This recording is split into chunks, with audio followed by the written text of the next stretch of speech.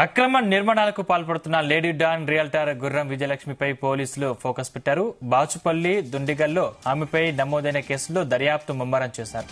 మేడ్చల్ జిల్లాలోని బౌరంపేట్, మల్లంపేటలో విల్లాలు నిర్మించింది. బాచుపల్లిలో సీతారాం హోమ్స్ పేరుతో 45 విల్లాలు నిర్మించింది. ఇందులో 8 విల్లాలను ఎఫ్టీఎల్లో కట్టి అమ్మడంతో అడిషనల్ కలెక్టర్ కు కూల్చివేశారు. దుండిగల్, మల్లంపేటలో లక్ష్మీ శ్రీనివాస కన్స్ట్రక్షన్ పేరుతో విల్లాలను చేపట్టింది. ఇందులో 60 విల్లాలను హెచ్ఎండిఏ అనుమతులు తీసుకోగా 200 విల్లాలను గ్రామ పంచాయతీ తప్పుడు అనుమతులతో నిర్మించింది. అలాగే దుండిగల్ కత్యా చెరువు ఎఫ్టీఎల్ బఫర్ జోన్ లో అక్రమ నిర్మాణాలు చేయగా వాటిని హైడ్రా కూల్చివేస్తున్న సంగతి తెలిసిందే. లేడీ డాన్ రియల్టర్ పై పోలీసులతో పాటు హైడ్రా అధికారులు నజర్ పెట్టారు. ఎక్కడెక్కడ అక్రమ కట్టడాలు ఉన్నాయో గుర్తించి వాటిని కూల్చివేయడానికి రంగం సిద్ధం చేశారు.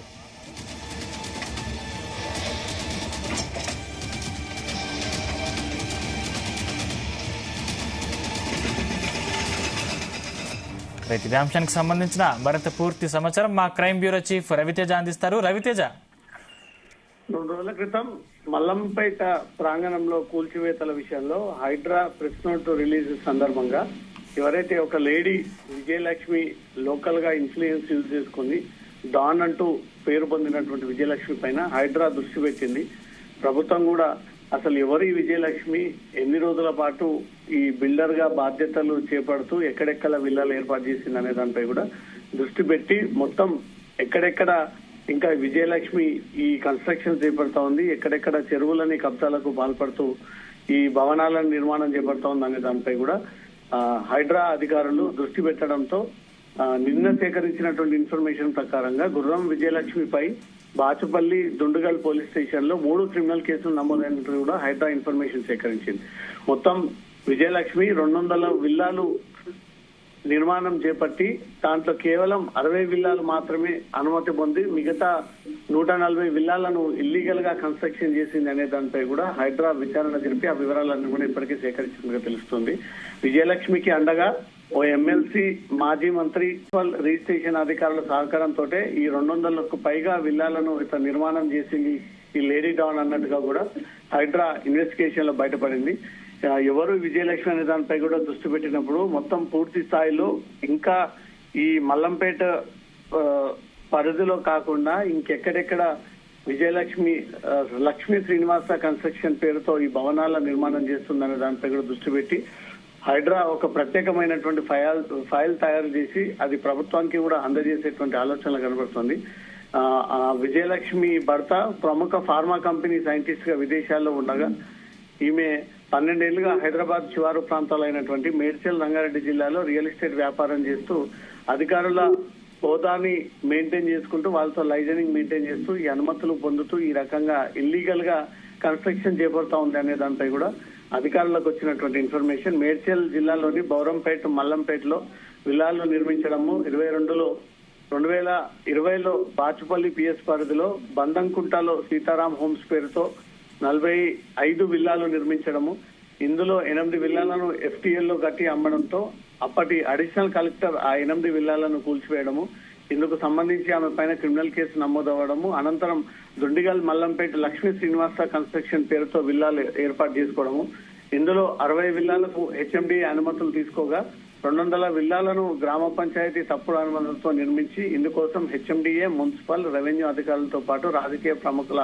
సహకారం తీసుకుని అనుమతి కోసం ఆ అధికారుల హోదాను బట్టి డబ్బులు చెల్లించినట్లు కూడా హైడ్రా అధికారులు పూర్తి స్థాయిలో ఒక నివేదికని సిద్ధం చేశారు. ఆ నివేదికను రాష్ట్ర ప్రభుత్వానికి సమర్పించిన తర్వాత ఎవరైతే విజయలక్ష్మికి ఇన్ని రోజుల పాటు సహకరించినటువంటి ప్రభుత్వ అధికారులు, పోలీసులు, మున్సిపల్, రెవెన్యూ, రిజిస్ట్రేషన్, ఎంఆర్ఓ స్థాయి కార్యాలయం అధికారులు ఎవరైతే సహకరించారో వాళ్ళందరిపై కూడా తొందరలో వేటు వేసేటువంటి ఆలోచనలో ప్రభుత్వం కనబడుతోంది. ఆ రిపోర్ట్ అంతా కూడా ఏ రకంగా 2020లో, 2019లో ఈ కన్స్ట్రక్షన్స్ కి సంబంధించినటువంటి వాటివి ఇవి బఫర్ జోన్ లో ఎఫ్టీఎల్ పరిధిలో ఉన్నాయంటూ కూడా 200లకు పైగా విల్లాలకు ఏ రకంగా అనుమతిస్తారనే దానిపై కూడా హైడ్రా దృష్టి పెట్టి అవన్నీ కూడా వెనక్కి తీసి అప్పటి 2020 నుంచి 2024 వరకు ఎవరైతే అధికారులు తనతో టచ్ లో ఉండి తనను ఎంకరేజ్ చేస్తూ తన దగ్గర నుంచి కూడా డబ్బులు తీసుకొని ఇల్లీగల్ గా అనుమతి ఇచ్చినటువంటి ప్రభుత్వ అధికారుల పైన దృష్టి పెట్టి హైదరాబాద్ రిపోర్ట్ అంతా కూడా బయటికి తీసి త్వరలో రాష్ట్ర ప్రభుత్వానికి సమర్పించి ఎవరైతే అధికారులు